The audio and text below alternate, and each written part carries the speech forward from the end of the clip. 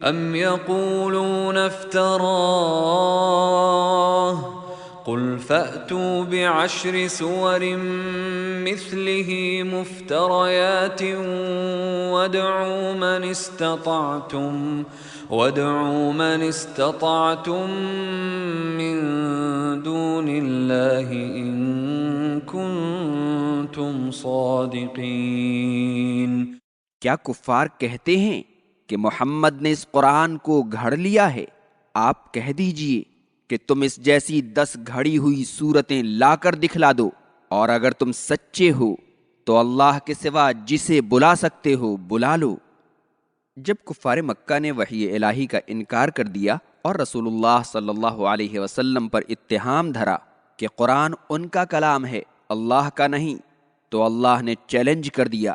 کہ اگر یہ اللہ کا کلام نہیں ہے، محمد کا کلام ہے، تو پھر تم اس جیسی 10 صورتیں ہی لا کر دکھاؤ۔ سورہ یونس آیت 39 کی تفسیر میں گزر چکا ہے کہ اللہ تعالیٰ نے عربوں کو قرآن کریم جیسا کلام لانے کا چیلنج کئی مراحل میں کیا تھا۔ پہلے کہا کہ اگر تم یہ کہتے ہو کہ یہ قرآن محمد کا کلام ہے تو اس جیسا تم بھی پیش کرو۔ جب عاجز و ساکت رہے تو اس آیت میں کہا کہ اگر پورا قرآن نہیں تو اس جیسی کم از کم 10 صورتیں ہی پیش کر دو۔ جب اس سے بھی عاجز رہے تو سورہ یونس والی آیت میں کہا کہ کم از کم ایک ہی صورت اس جیسی لے آؤ، اور سورہ طور آیت 34 میں تو اللہ تعالیٰ نے ان کے دعوی زبان دانی کی تابوت میں آخری کیل ہی ٹھوک دی۔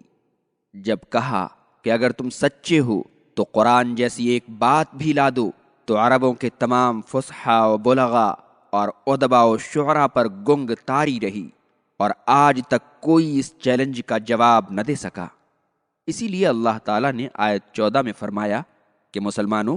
اگر کفار عرب تمہارے اس چیلنج کا جواب نہ دے سکیں تو تمہارے علم و یقین میں اضافہ اور پختگی آ جانی چاہیے کہ وہ ایسا نہیں کر سکتے ہیں، اس لیے کہ اس قرآن کا معجزانہ نظم اور اس کی ترتیب کسی انسان کے بس کی بات نہیں ہے، اور اس میں جن غیبی امور کی خبر دی گئی ہے انہیں اللہ کے سوا کوئی نہیں جان سکتا ہے، اور تمہیں اس بات کا بھی پختہ یقین ہونا چاہیے کہ یہ اس اللہ کا کلام ہے جس کے سوا کوئی معبود نہیں، اور یہ کہ غیروں کو اس کا شریک بنانا ظلم عظیم ہے۔ فَإِن لَّمْ يَسْتَجِيبُوا لَكُمْ فَاعْلَمُوا أَنَّمَا أُنزِلَ بِعِلْمِ اللَّهِ وَأَن لَّا إِلَٰهَ إِلَّا هُوَ فَهَلْ أَنتُم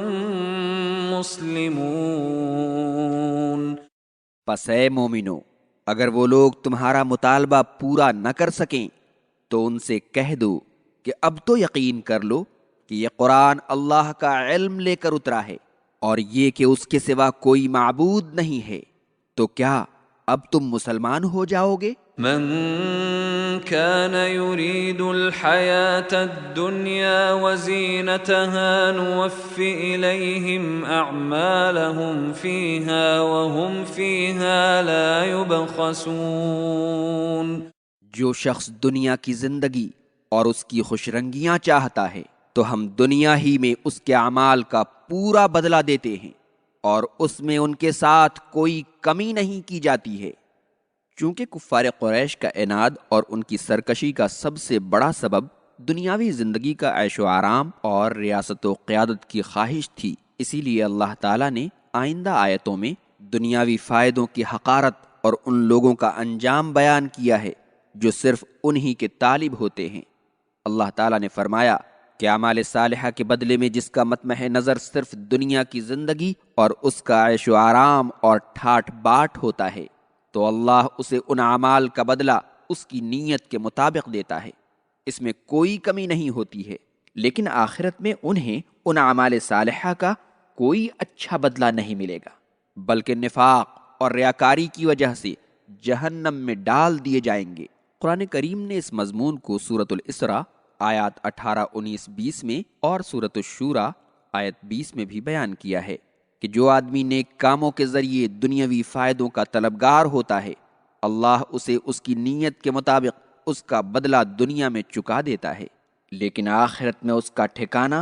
جہنم ہوگا۔ اور جو آدمی آخرت کا طلبگار ہوتا ہے اللہ اسے جنت عطا کرے گا۔ شوکانی لکھتے ہیں کہ بسا اوقات ایسا ہوتا ہے کہ 1000 کوشش کے باوجود آدمی کی دنیاوی خواہش پوری نہیں ہوتی ہے۔ اسی لیے قرطبی نے لکھا ہے کہ اکثر علماء کی رائے یہ ہے کہ یہ آیت اور سورہ شورا کی آیت 20 اور سورہ آل عمران کی آیت 145 مطلق آیتیں ہیں، جن کی تفسیر سورۃ الاسراء کی آیت 18 سے ہوتی ہے، جس میں اللہ نے فرمایا ہے من كان يريد العاجلة عجلنا له فيها ما نشاء لمن نريد، کہ جو آدمی دنیا کا عارضی فائدہ چاہتا ہے تو ہم جسے چاہتے ہیں اور جتنا چاہتے ہیں دیتے ہیں، یعنی اللہ کسی کو نہیں بھی دیتا ہے۔ یہ آیت کریمہ مسلمانوں کے لیے خطرے کی گھنٹی بھی ہے کہ آدمی نیک عمل کرتا ہے لیکن اگر اس میں اخلاص و للہیت نہیں ہے تو وہ قیامت کے دن اس کے لیے وبال جان بن جائے گا اور جہنم اس کا ٹھکانہ ہوگا۔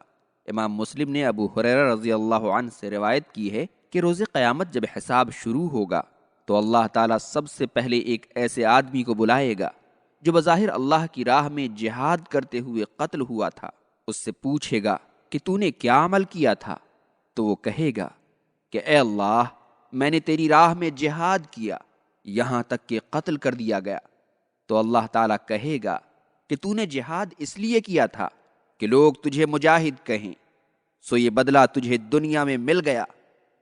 پھر اسے جہنم میں ڈال دیا جائے گا۔ اسی طرح ریاکار عالم، ریاکار قاری اور ریاکار مالدار کو بلایا جائے گا اور سبوں کو گھسیٹ کر جہنم میں پھینک دیا جائے گا۔ اولئک الذین لیس لهم فی الآخرة الا النار وحبط ما صنعوا فیها وباطل ما كانوا يعملون۔ یہی وہ لوگ ہیں جنہیں آخرت میں عذاب نار کے سوا کچھ بھی نہیں ملے گا، اور جو کچھ انہوں نے دنیا میں کیا ہوگا ضائع ہو جائے گا، اور جو کچھ وہاں کرتے رہے تھے یعنی ایمان کے بغیر بیکار ہی تھا۔